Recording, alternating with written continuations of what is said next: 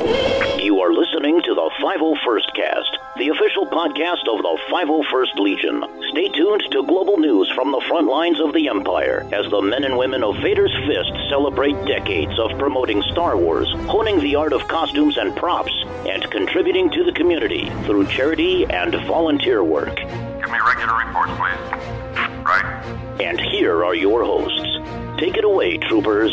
Copy that. Welcome to the 501st Cast, the official 501st podcast of the 501st Legion, Vader's Fist.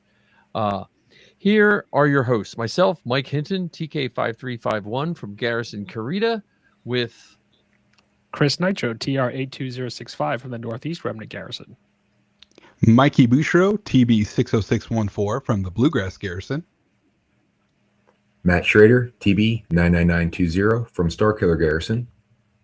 And I'm Anthony AP Pizzuto, SL22381 from the Northeast Remnant Garrison. And folks, we have a fresh report from the Imperial Security Bureau confirming that as of March 22nd, 2026, the Legion boasts 12,924 active troopers and 33,946 approved costumes across the galaxy, leading the ranks. Yes, you guessed it. There's no surprise here. TIE fighter pilots, stormtroopers, and Imperial officers, proving once again that whether it's boots on the ground or fighters in the sky, the Empire remains fully staffed, sharply dressed, and always mission ready. This is Imperial Officer ID 67450 from the Northeast Remnant Garrison, and you're listening to the 501st Cast.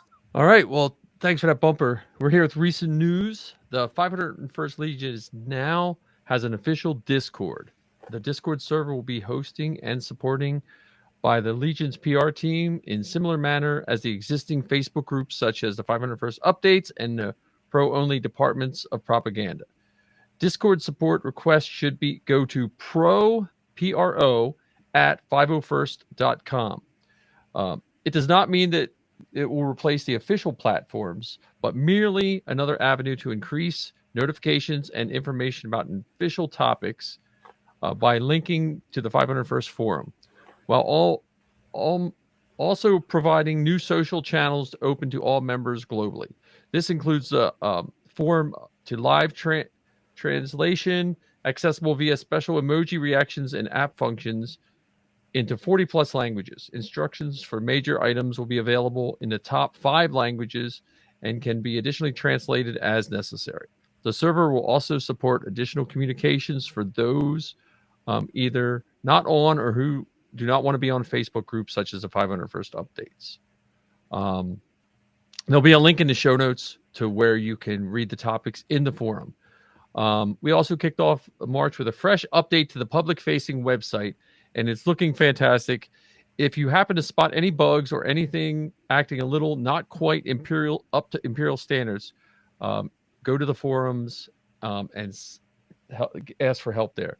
The public site refresh, post errors here, and drop the findings there. Nitro, that is all. What do we have for new CRLs?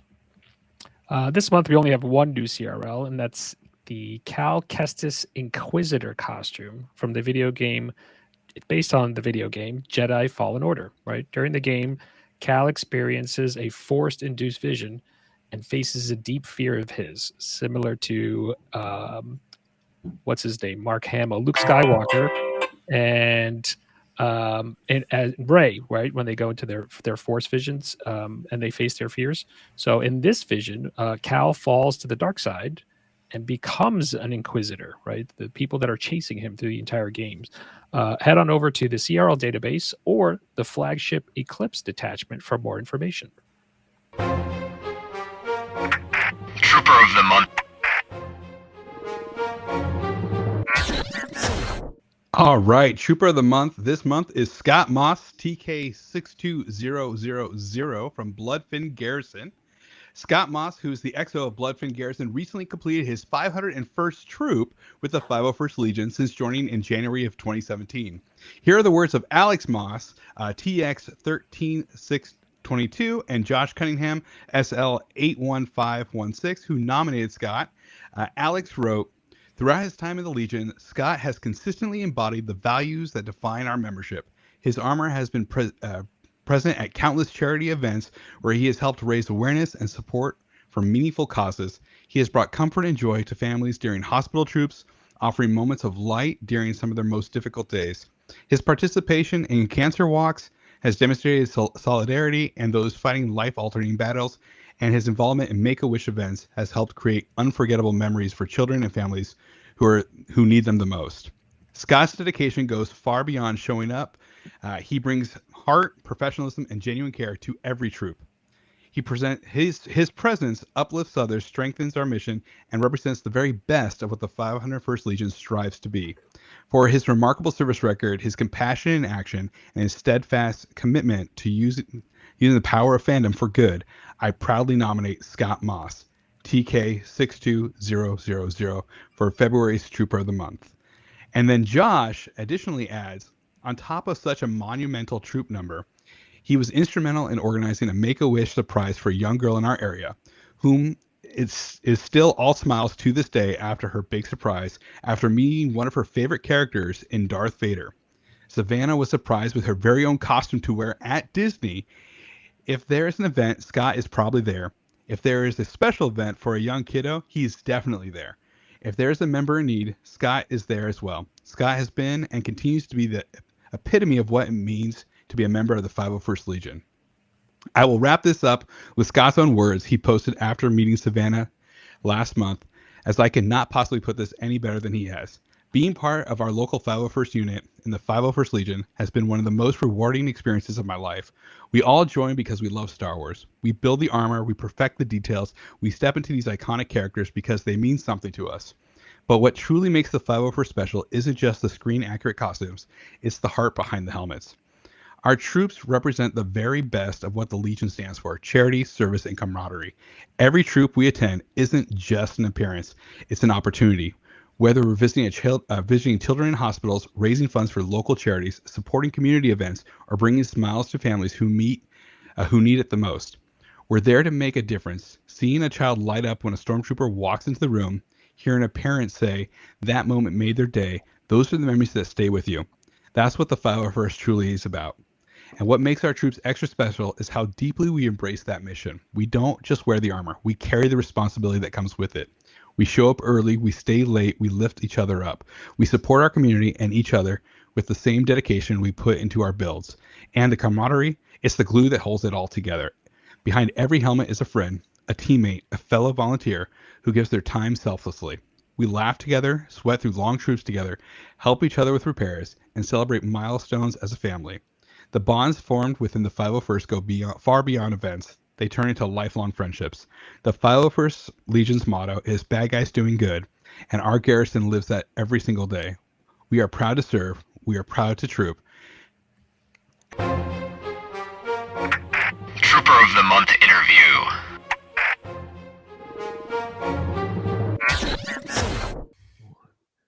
All right. Hello, everyone. This is our interview from the 501st cast with Scott Moss, Trooper of the Month. So I'm going to ask Scott some questions, and Scott will probably have better answers than my questions. So, Scott, before we begin, congratulations on Trooper of the Month. I appreciate it. And secondly, before you start about the Trooper of the Month, before we were recording, you were telling me about some costumes. So tell us about some of the costumes you have built while in the 501st. Well, I started off with the traditional TK, Vader's Fist. So the TK has always been something that I always wanted to be a part of. Of course, didn't know it was TK back then. It was just a stormtrooper, right? So I wanted to be a stormtrooper. I got it, joined in the Legion, and then the itch happened. So my next costume was Dengar. Dengar's been sold and helped pay for Vader. So I've got a Vader. I got a Darth Revan because I wanted to carry around lightsabers for events that we weren't allowed to have sabers. So I ended up getting a Revan because it was an easier and cheaper Sith Lord than Darth Vader, because Darth Vader is expensive, as we all know. Yes. I've got a TIE pilot that I've got together with that me and my oldest son both got at the same time. So my oldest son is also in this. My youngest son did it for like a year and then found other interest. So it was fun trooping with both of my kids at the same time. I've got a Jawa, just recently did a Jawa, so it's dual Legion approved with the Rebel Legion and the 501st. And the love for that costume from fans is a lot more than I expected it to be. Oh, yes. I just expected that to be just a quick throw-on costume for those things where you're going to come straight from work and be really like almost late to be in there, to something that's kind of a favorite now because the kids and everybody love it so much, and it kind of surprised me, to be honest. Yeah, well, yeah. My daughters started with Jawas, so I understand the Jawa love.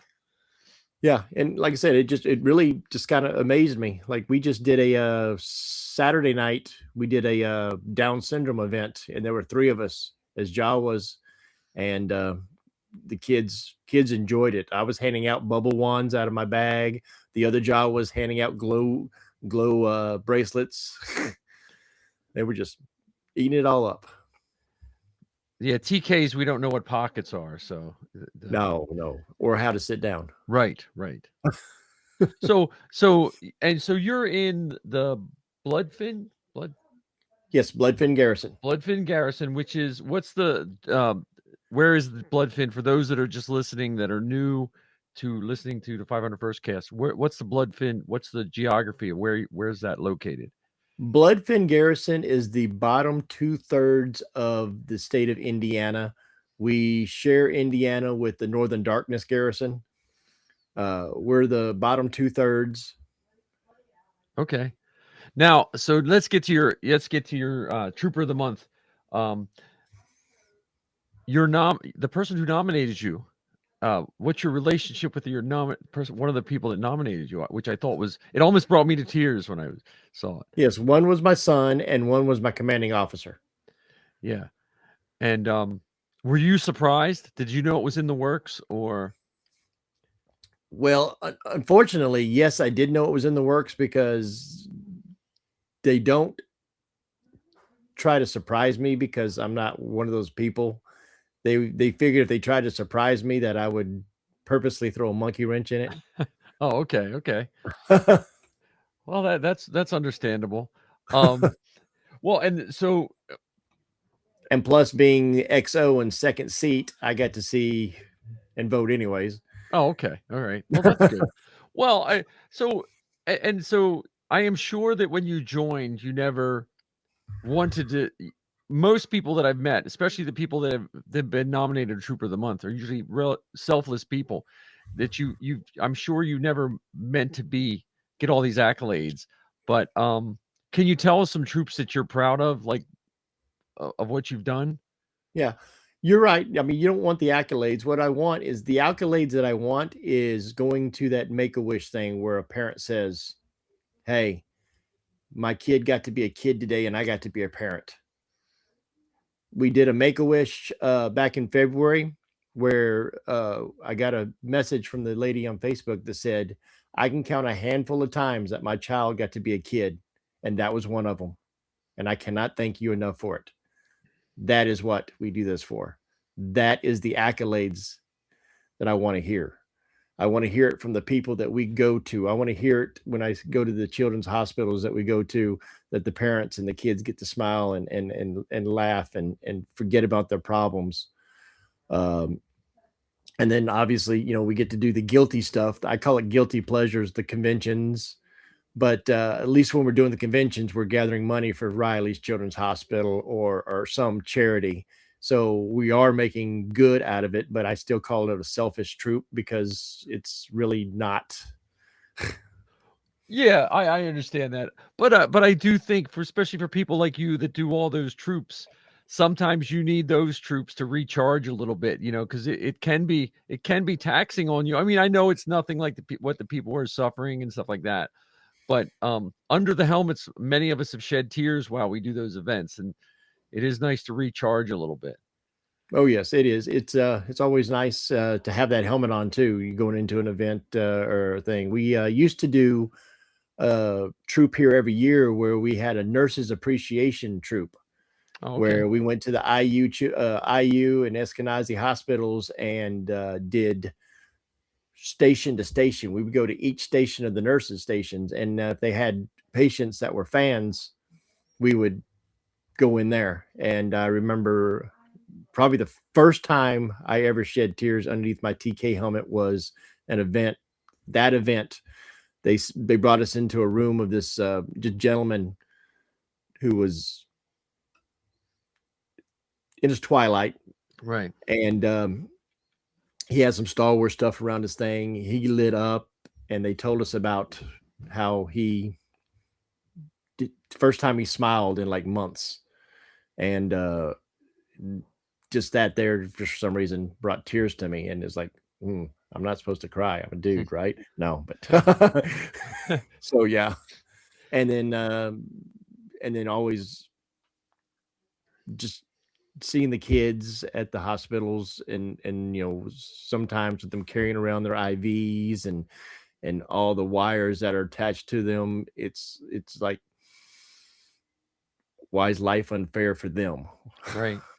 Well, it is good that we have troopers like you. I mean, there are many, but I am sure you are beyond well deserving this because you have so many people in your, like when Mikey was talking about you, he was talking about the wonderful things. I read all the stuff that people put up about your troop, and I think that's the essence of the 501st, at least what we want it to be. I'm sure, in every corner it's not that way, but I'm proud to just be able to interview you.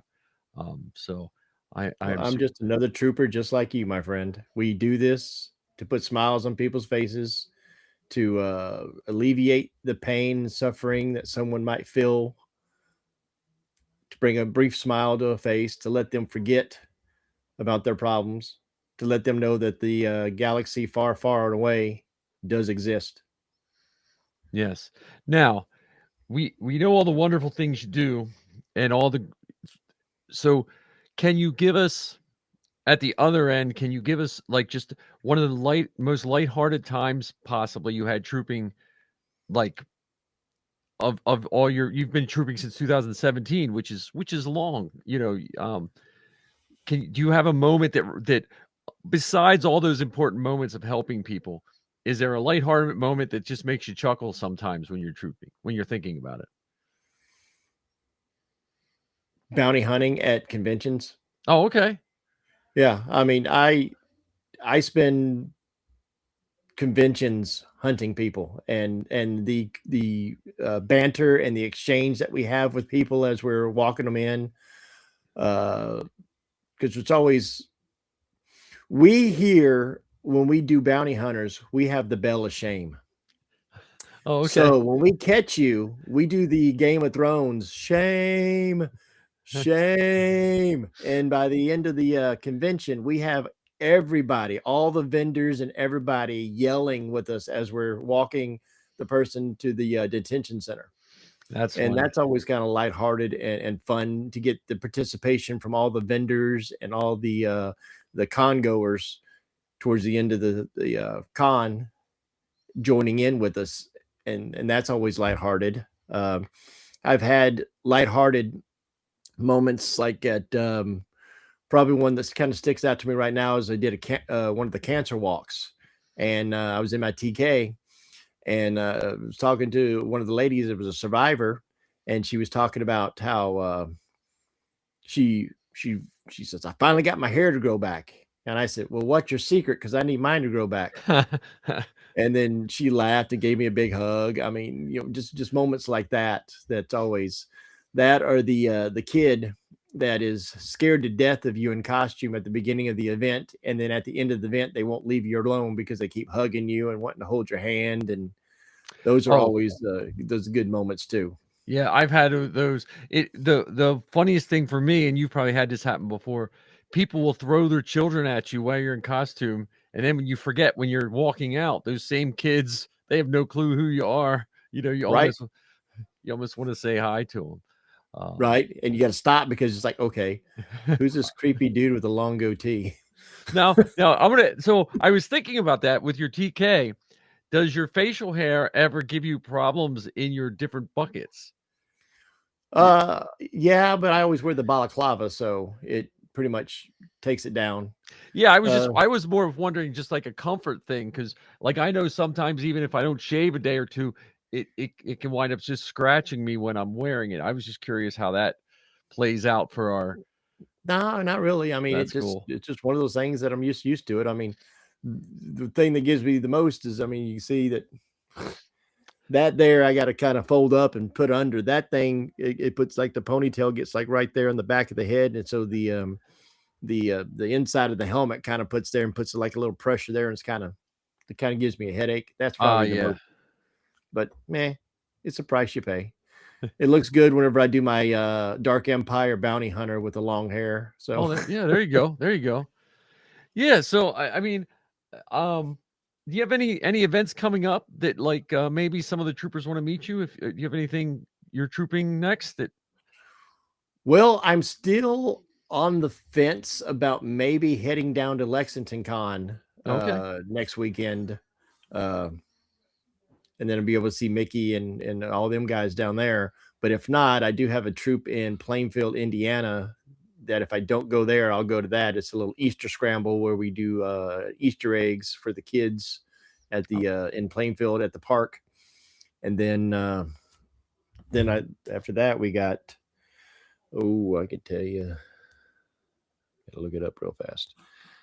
I'm one of those guys that don't know what I'm going to do until Friday.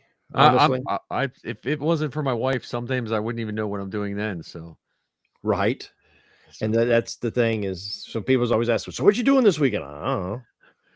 Got to check the calendar or ask my wife. So you said your son's troop did. What ages were they when they started trooping with you? When you had that whole window of all three of you going, were they full-fledged members or Galactic Academy members? Hunter started off in the Galactic Academy at like 17, and then he trooped when he turned 18, and then pretty much retired when he was 19, 20. But he went off to school and did other stuff. So there's that. My oldest started with the Mandalorian Mercs. Okay. And then got a costume with them, and then we brought him on to the 501st with his first costume being a Shadow Trooper. Nice. And so he did that. Let's see. We do have a plane pull coming up for all the hospitals. And in the Indianapolis area, they have a big fundraiser with a plane pull that, there's a lot of money. That's coming up next month. Now, is Vader allowed to pull it with the Force? Yes, that's usually what we do. So whoever's the Vader usually just sits there and just. Oh, okay. While everybody else actually does the grunt work.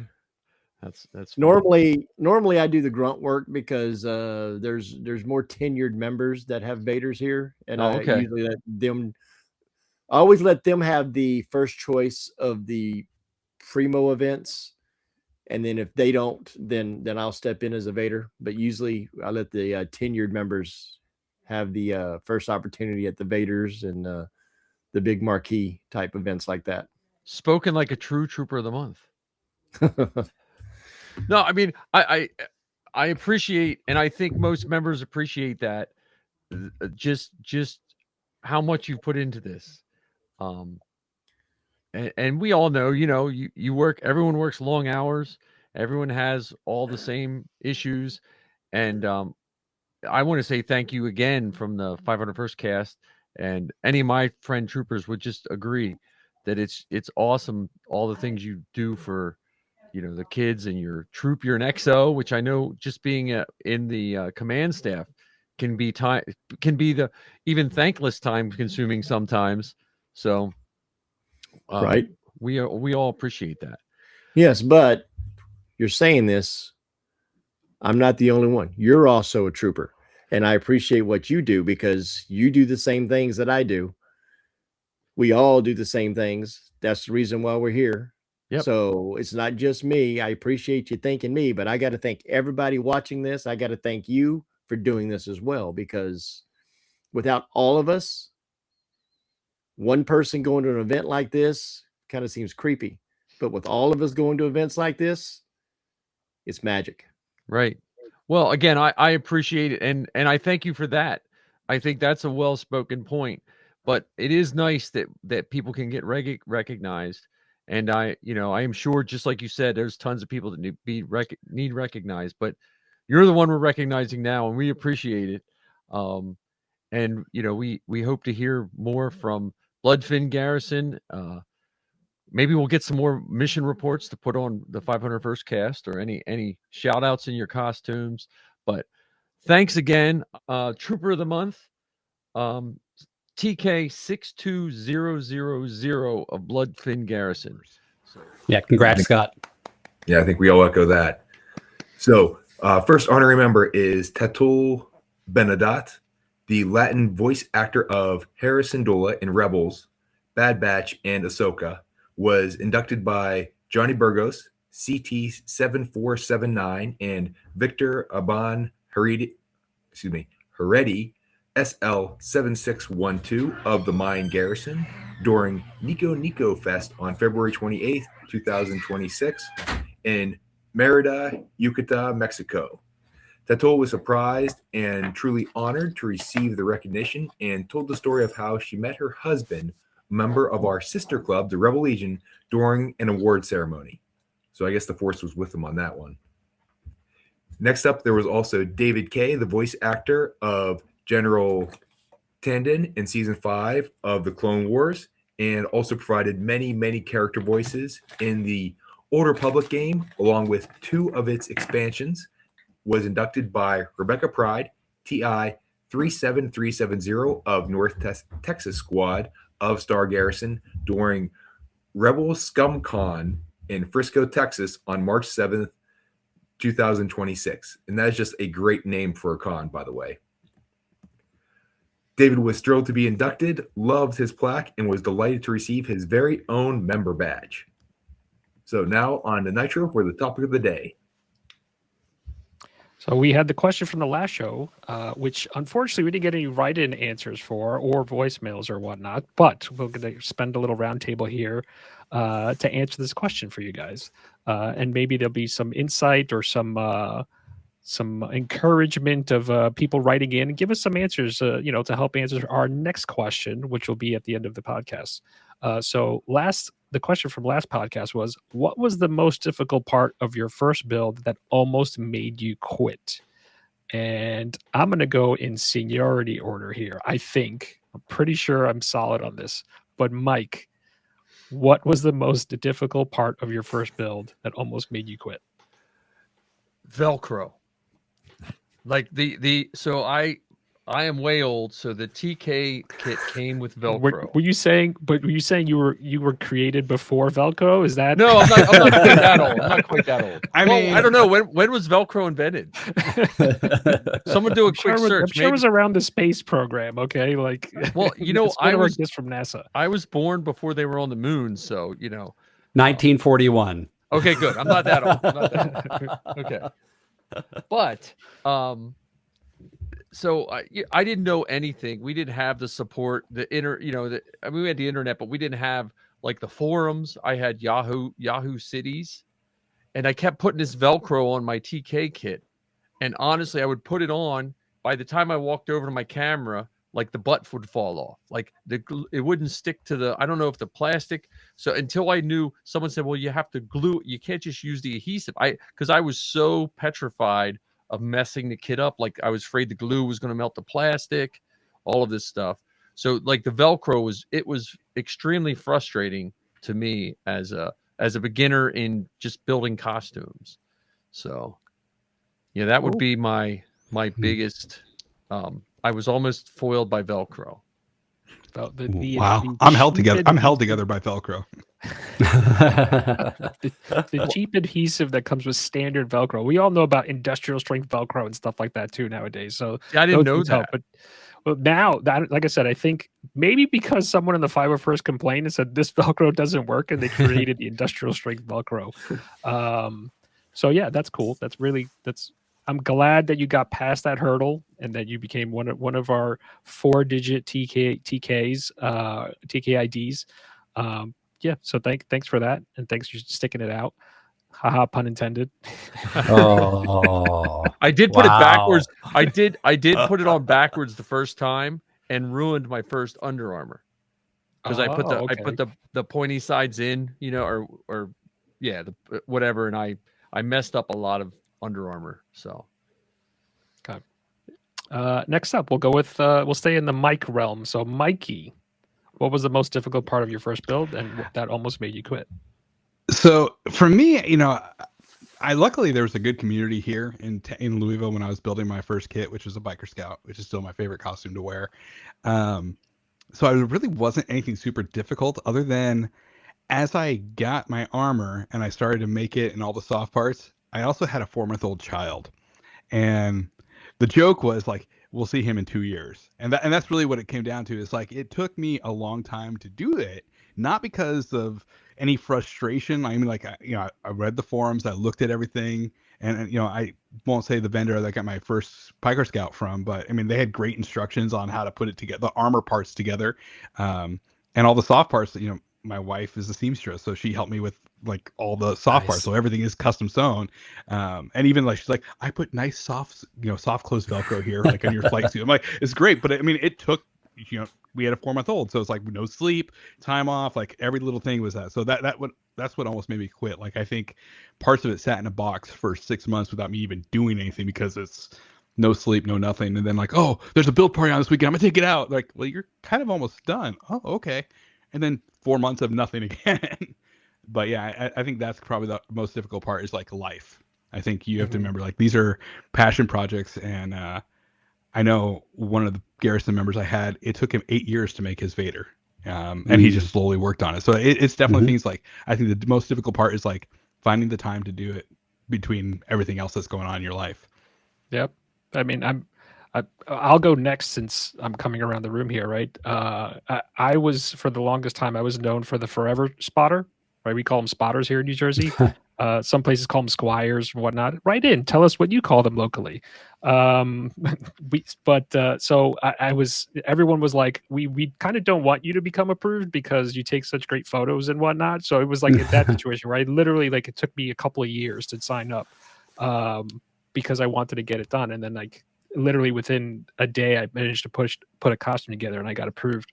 But the most difficult thing for me was, in my very first costume, was I wanted to do back then it was called a Magma Trooper. Now it's called a Crimson Trooper over at Spec Ops. Because there's a lot of red things here in New Jersey, and I wanted to be a red type of trooper.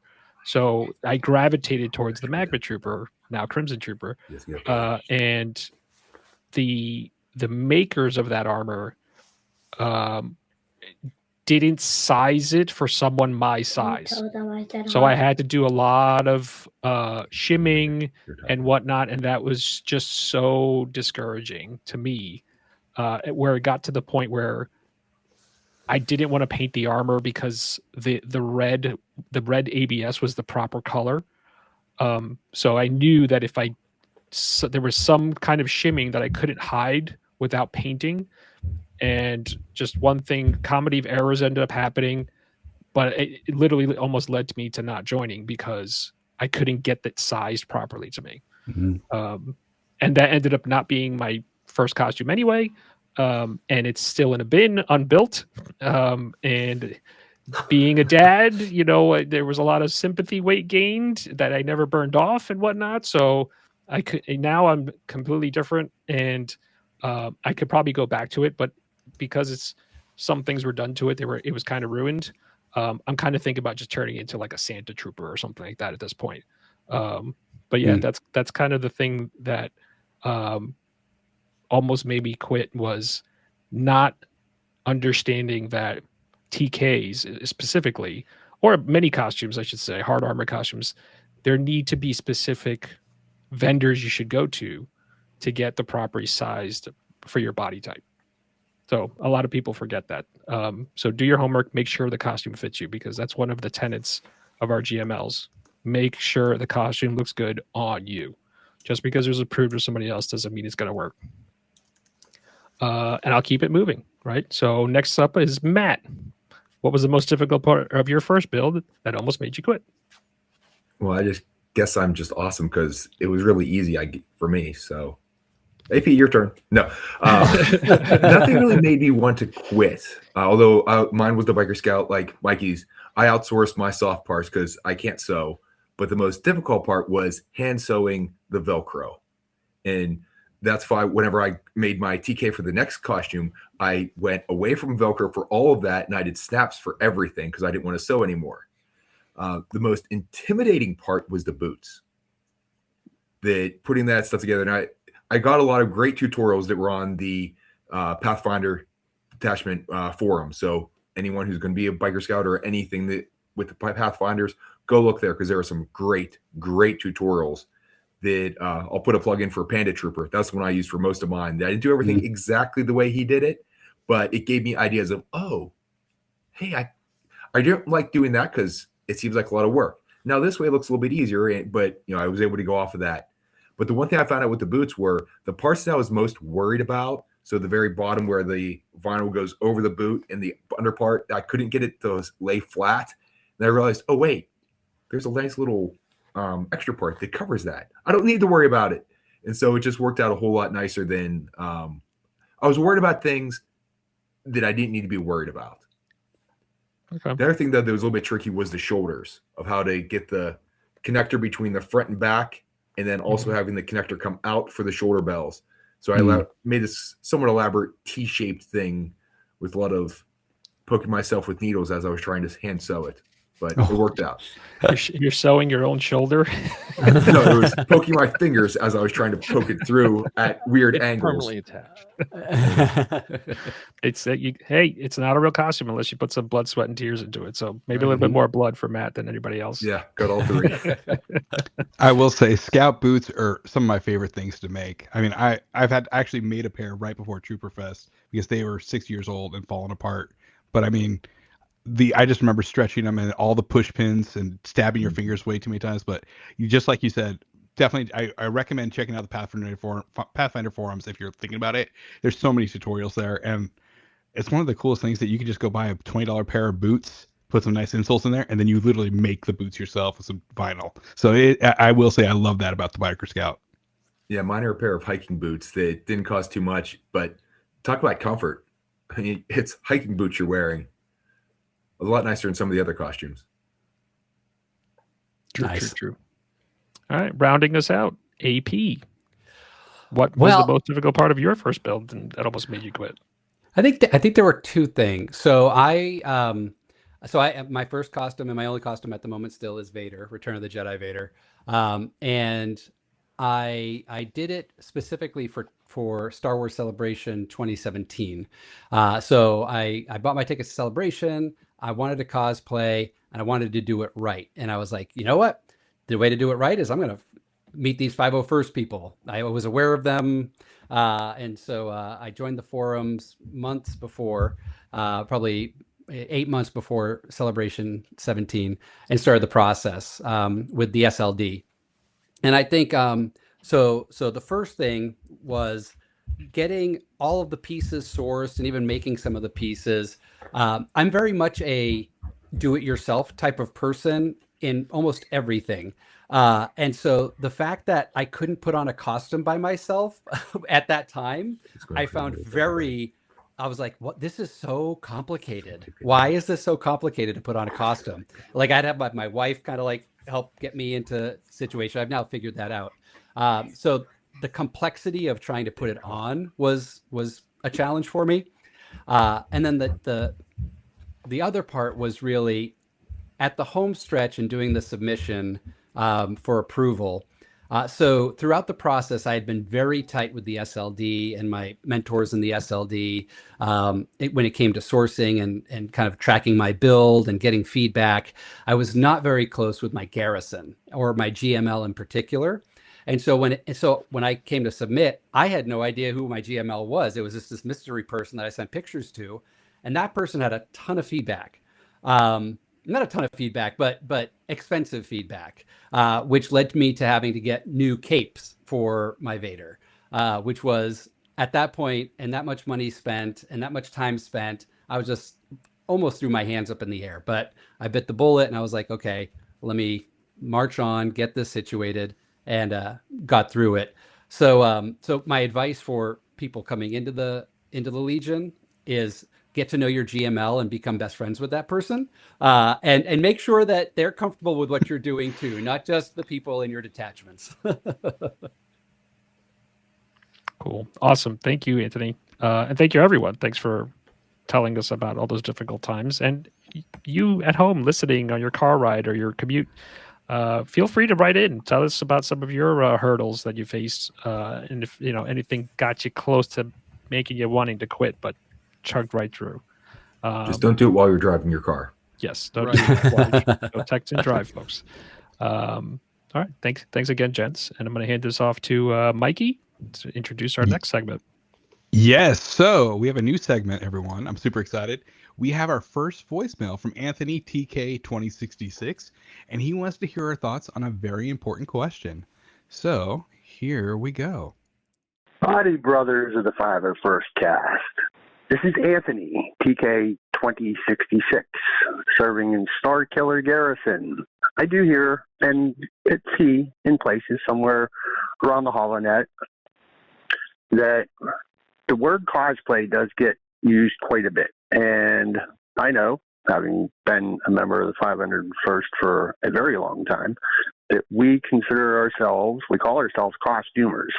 So I'd like to ask my brothers in armor, what, from each of your opinions, thoughts, is the difference between costuming and cosplaying? Curious to hear and looking forward to hearing your answers on the next episode. Until then, glory to the Empire. All right. So it's actually really great that you mentioned cosplaying earlier, AP. So coming from Anthony, TK2066, we'll do the same thing. We'll kind of go around and see what your thoughts are. The difference between cosplaying and costumer, especially when it relates to the Legion. And we'll start with you, Mike, again. Yeah, I get asked this a lot because my daughters do it with me, and their friends all call it cosplay. And so, like, I've used it interchangeably, I guess, with most people. I think before my daughter's friends used it a lot, I always thought of cosplay as you really took like the role and you were that person the entire time.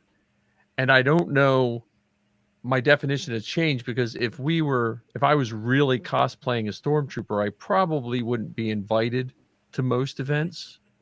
And I'm sure Darth Vader wouldn't be invited.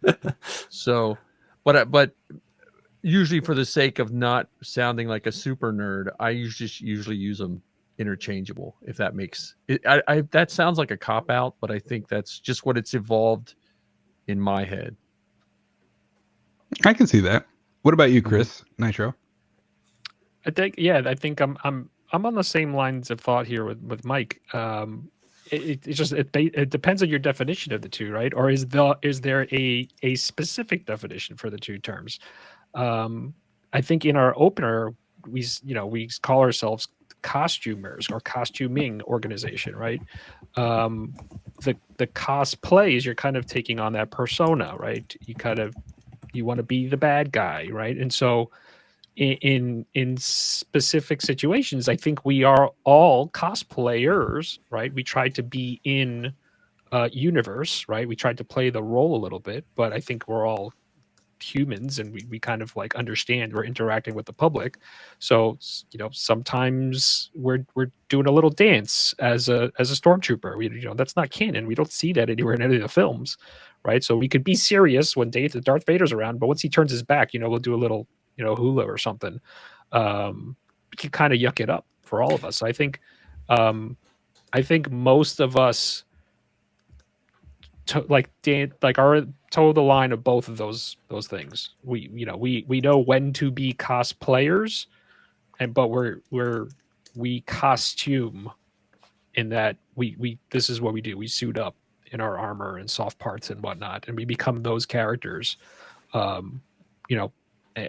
in costume. So are we cosplayers? I would say 100%.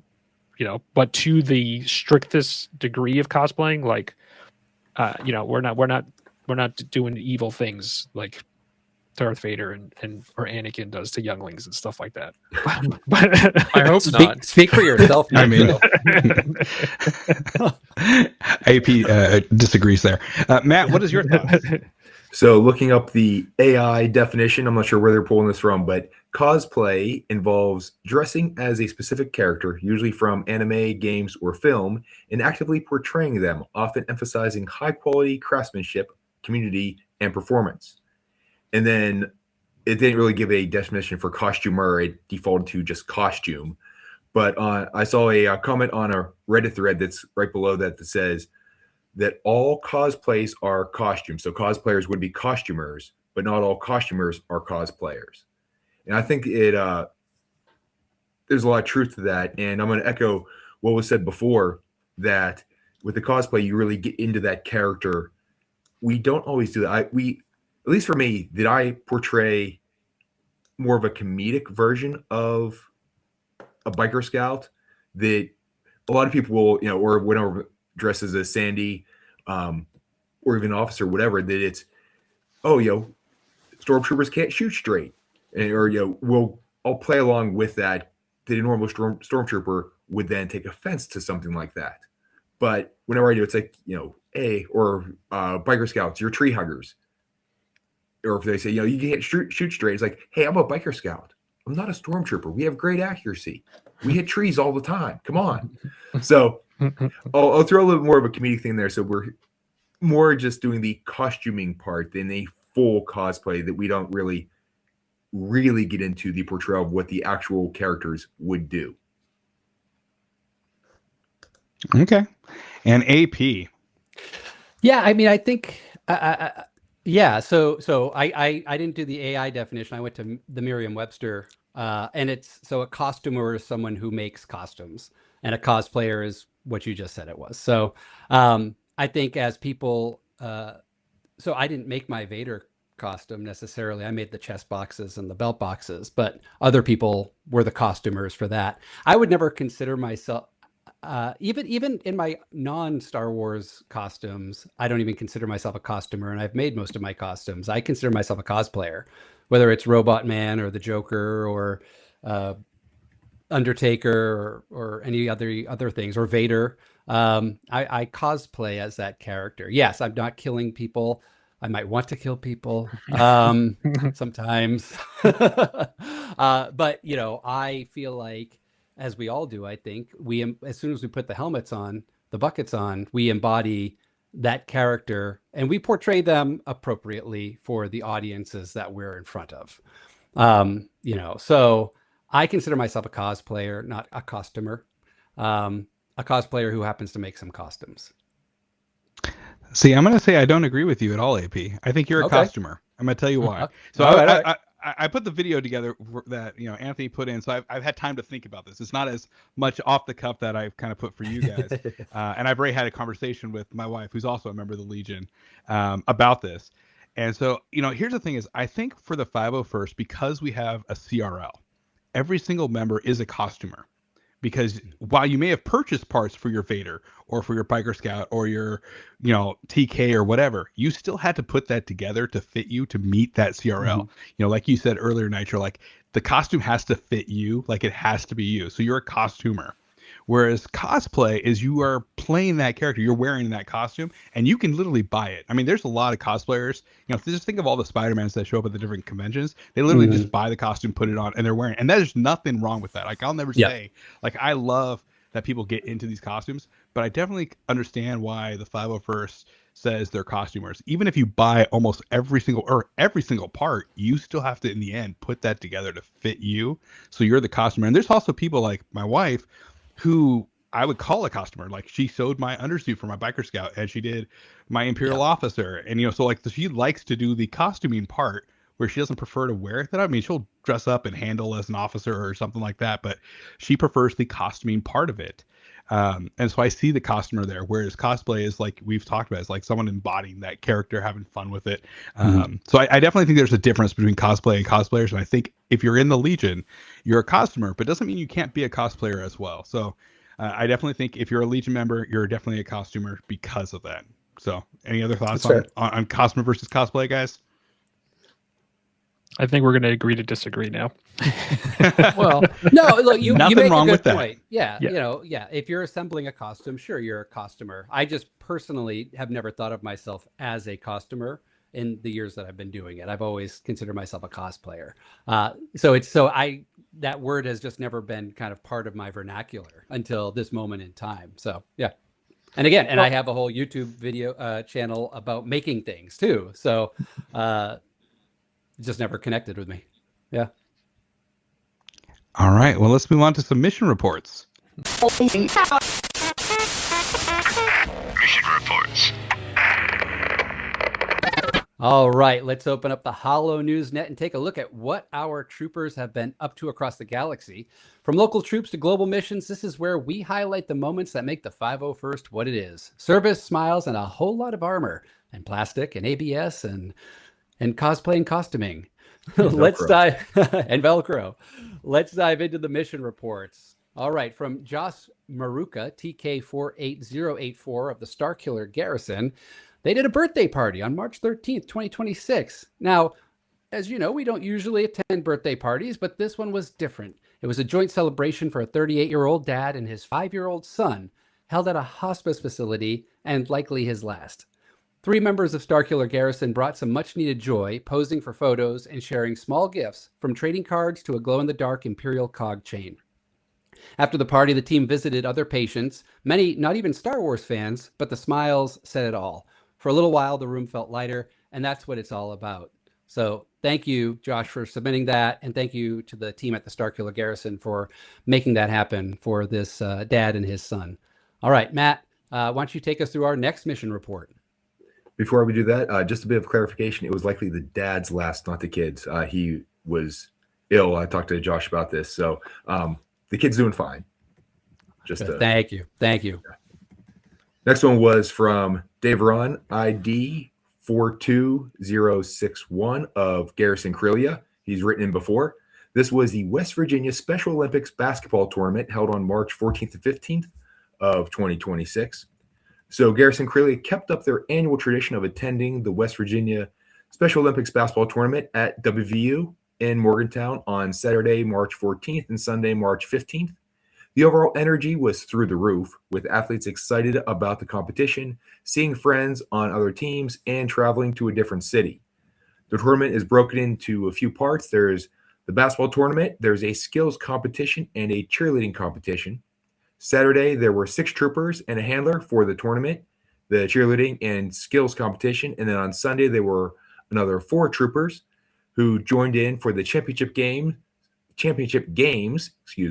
So it was pretty much 3 great troops over 2 days. And if you ever get a chance to do anything with the Special Olympics or special needs individuals, I highly, highly recommend it. These are so fulfilling and one of the reasons why I joined personally. So, but AP, on to the next one. No, I love that. That's a good PSA, Matt. Thank you for sharing that. So this next one is from Todd King, TK61061, and Luke Tarsi, CC45774 of the Starkiller Garrison again. This is from a World Down Syndrome Day dance party on March 20th. Now, this is one of those events that really reminds us all of exactly why we joined the 501st and exactly what you just said, Matt. So the Starkiller Garrison spent the night surrounded by incredible people sharing high fives, fist bumps, and plenty of smiles, with a few gifts sticking by their side all evening. They even hit the dance floor, and yes, there's video proof. I don't know if we have that video, but I'm sure we can find it in the forums. It may have been a little toasty, but it was an unforgettable night. And if you haven't done an event like this, you are missing out. Also in attendance, there were several Disney princesses, Glinda and Elphaba, and let's just say a few troopers couldn't resist a photo op. All right, Nitro, for our last mission report, take us away. Last month, troopers from the Maya Garrison were deployed to, and I'm going to butcher this, so I apologize to all our Spanish-speaking troopers. They were deployed to Parque Acuático Campeche, a water park on the boardwalk of the city of Campeche, Mexico, to participate in a charity fair for young Iker, who needs a bone marrow transplant. The Mayan Garrison's presence on the boardwalk was a resounding success, reaffirming our commitment to causes that positively impact their region. Likewise, the public's response was exceptional, with everyone joining in this worthy cause. Big thank you to Felix Herrera, TI 7565, for that report. Well, I don't think we give anyone the upcoming events, so I'll just jump in here.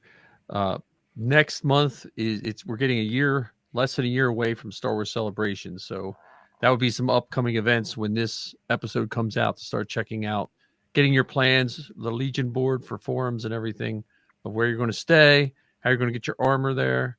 Do you guys have plans for your armor to get it out to the West Coast yet? I've flown with my scout a couple times, and I will probably also take an officer as well. But you figure out how to pack it. I also have this nice little message I put to TSA about like unpacking, and I put trading cards there for them to take it too. So and every time. Idea. Yeah, every time they have taken trading cards, so I'm like, okay. But yeah, so I'm like, my armor's made it to Florida. It's also made it to, it actually made it to Anaheim. It made it to Anaheim for the one of the last celebrations. So it's made it places. So, but yeah, I put a little Mr. TSA person. Please be careful. This is my armor, and I put like pictures of like my build from a long time ago. And please be careful. If you want to unpack it, you can, but just pack it gently. Take some trading cards, and usually they just kind of take the trading cards, and I don't see anything moved around. So. Maybe just a thought. For the record, I don't think the TSA takes anything out of any of our suitcases. I think we misplaced all those trading cards. Okay, they might have just fallen out of your bin. No. Like I tape them to the paper workers there, and they're literally removed. Do not literally do removed. any of that. Okay. I tell them to take it. They have taken. Disclaimer: I do not work for the TSA. Mikey's not picking up what you're dropping, Nitro. Play along. I'm hoping to have my Scout Trooper done by. It better be done by Celebration next year. So I will be in your boat as well in terms of getting. I can't ship Vader across the country. That would give me way too much anxiety. So yeah. Scout Trooper, it is. That's why I got my officers. They're like easier to take. You can probably wear that on the plane. Break. I look dapper on there, definitely. This is BH71689 representing the Northeast Remnant Garrison. You are listening to the 501st cast. Well, everyone, we're at the dedication part of the show, so this is dedicated to our Eternal Legionnaires. So. We have 3 Karen Peck TX25087 from the Redback Garrison. We have Tristan Greco TK1871 from the French Garrison, and Stephen Hurd TK6659 from the UK Garrison. So if you want to check those out, there were some really good memorials written on the 500 forum. The forums under the member memorial. So check that out. Buckets off to all these troopers and their families and friends. We solemnly enter their names in the Hall of Legionnaires, and we offer a moment of silence.